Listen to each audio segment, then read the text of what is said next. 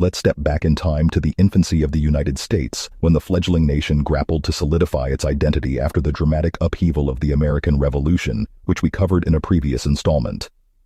This period was defined by fragile stability and stark contradictions, as the country still struggled to transform the bold revolutionary ideals of liberty, equality, and self-governance into a functional society.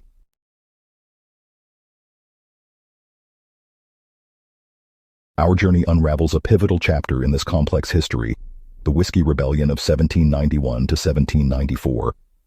Born of attacks perceived as unjust and tyrannical, this defiance shook the foundations of the new republic in its delicate first years of existence. The site was on the rural Pennsylvania frontier, where rugged grain farmers distilled their crops into whiskey, a much-needed source of income in this remote region.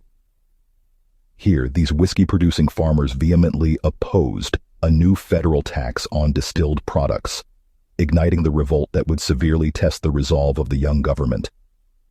Fueled by indignation and economic desperation, the rebellion embodied the frictions of the time between federal authority and citizens' rights.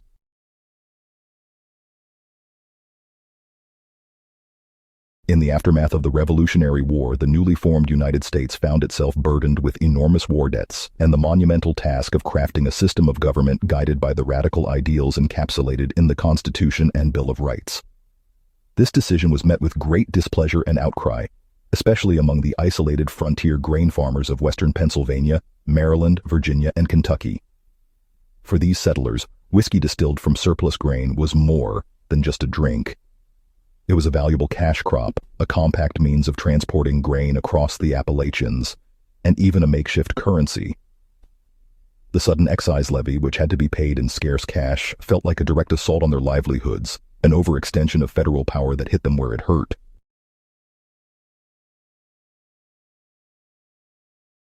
Defiance sprouted and flourished along the frontier.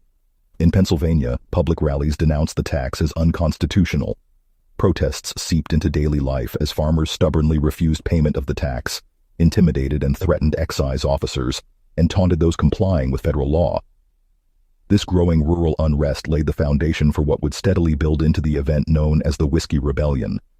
Simmering tensions reached a boiling point.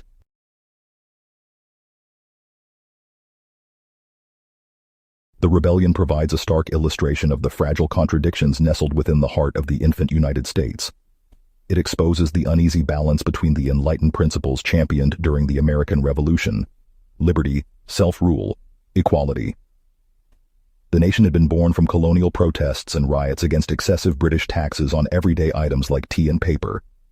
The rallying cry, "No taxation without representation," had stirred the colonists to revolt, which ended in the birth of America. Yet now, barely a decade later, here was the new American Congress echoing a similar distant, unjust decree. The irony was glaring. Despite many leaders themselves being veterans of the Revolution, this paradox revealed hypocrisy within the young growing power. The whiskey tax and subsequent violent rebellion revealed the contradictions at the heart of the American experiment: high-minded ideals struggling with political and economic realities. The nation's leaders now implemented the very same patterns of taxation without representation, triggering a rebellion that embodied the ideals they supposedly fought for.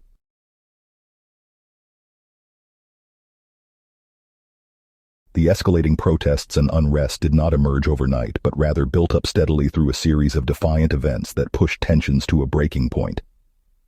In September, tensions erupted when a mob of distillers in western Pennsylvania seized tax collector Robert Johnson, proceeding to tar and feather him, leaving him for dead. This violent act stunned the authorities. Simmering tensions reached a crescendo in the summer of 1794, when U.S. Marshal David Lennox tried serving fines to around 60 distillers who had refused to pay the tax. He was met with threats and gunfire, forcing him to flee. In July, when Tax Inspector General John Neville brought charges against 2 men for not complying with the whiskey laws, a mob of 600 armed men surrounded Neville's estate. In the tense standoff, shots rang out and several rebels were injured. The next day, the mob returned 7,000 strong, burning Neville's home. This was no longer just pockets of disgruntled distillers, but thousands willing to take up arms against federal authority. An open rebellion was underway, threatening the stability of the nation.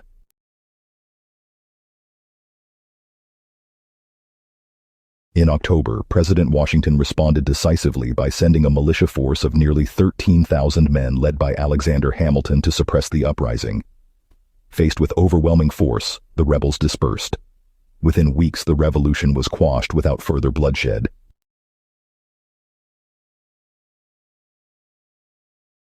While short-lived, the Whiskey Rebellion had enduring impacts on American history.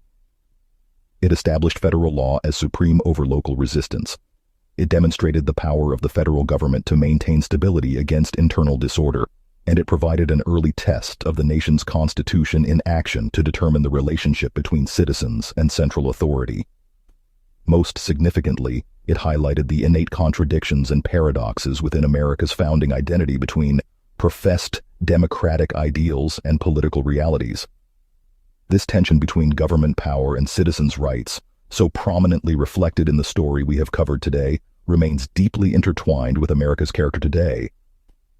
The whiskey tax joins a long legacy of unpopular taxes sparking dissent from the 1765 Stamp Act to the modern day.